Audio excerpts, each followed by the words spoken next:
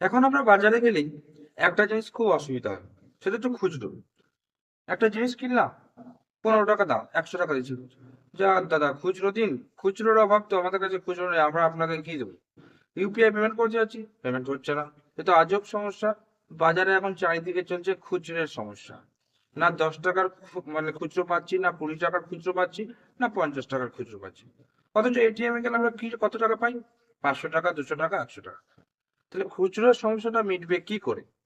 আপনাদের জনসাধারণের এই সমস্ত সমস্যার কথা ভেবে ব্যাংকের তরফ থেকে একটা বিশেষ পরিকল্পনা করা হচ্ছে।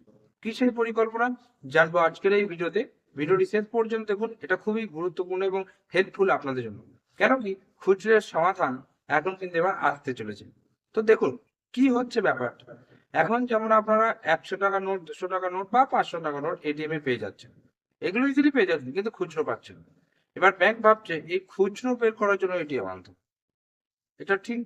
এখন এবার আপনি এটিএম এ খুচরো টাকা অর্থাৎ 20 টাকা, 10 টাকা এবং 50 টাকার খুচরো কিন্তু এটিএম এর মাধ্যমে তুলতে পারবেন।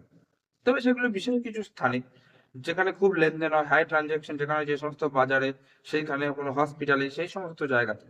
তবে এটা কি এখনই শুরু হচ্ছে? এখনই শুরু হচ্ছে না। এই এটিএমটা অর্থাৎ এই নতুন এটিএম মেশিন আনার পরিকল্পনা চলছে এবং যেটার কাজ শুরু হয়ে গেছে, এবং সেটা এখনো সম্পন্ন হয়নি। ঠিক আছে, সম্পূর্ণ হয়নি কাজ। এবং কবে আপনাদের এই এটিএম মেশিন শুরু মানে আসবে বাজারে, সেটা নিয়ে কোনো আপডেট এখনো পর্যন্ত কিন্তু নেই। শুধু এটুকুই আপডেট বা তথ্য বিভিন্ন প্রতিবেদনে পাওয়া যাচ্ছে যে এখন আপনাদের এই যে খুচরো সমস্যা মেটানোর জন্য সরকারের তরফ থেকে বা আরবিআই এর তরফ থেকে নতুন এটিএম মেশিন আনার পরিকল্পনা চলছে, যেখানে আপনারা বিভিন্ন খুচরো গুলো পেতে পারেন।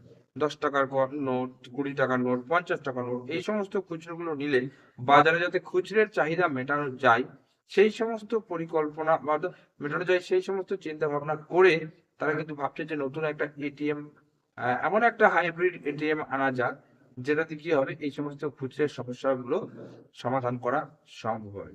তো আপনার মতে কি মনে হয় যে এটা কি আদৌ সত্যিতে মানে বাস্তবে রূপায়িত হবে? মানে বাস্তবে কি এরকম মেশিন আনলে জনতাদের সুবিধা হবে, না বেশি অসুবিধা হবে? এতে কিন্তু একটা নেগেটিভ পয়েন্টও থাকতে পারে, পজিটিভ পয়েন্টও থাকতে পারে। আপনার কি মনে হয়, এলে মানুষের বেশি সুবিধা হবে না অসুবিধা হবে?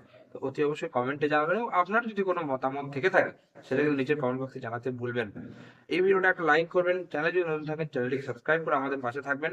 কারণ আমরা এই চ্যানেলে বিভিন্ন রকম banking and finance related video, বিভিন্ন রকম ইনফরমেটিভ ভিডিও আপনাদেরকে এই চ্যানেলে আপলোড করার চেষ্টা করে থাকি। তাই অতি অবশ্যই আমাদের চ্যানেলের সাথে থাকবেন এবং এই ভিডিওটা একটু দূর দূরান্ত শেয়ার করে দেবেন, যাতে কি তারা জানতে পারে যে খুচরের এই যে চাহিদা মেটানোর জন্য এই যে নতুন পরিকল্পনা, এটা কতটা গ্রহণযোগ্য। তো আজকের ভিডিও পর্যন্তই, দেখা হচ্ছে পরের কোনো ভিডিওতে। ততক্ষণ পর্যন্ত প্রত্যেকে সুস্থ থাকবেন, ভালো থাকবেন। টাটা এবং ধন্যবাদ সকলকে।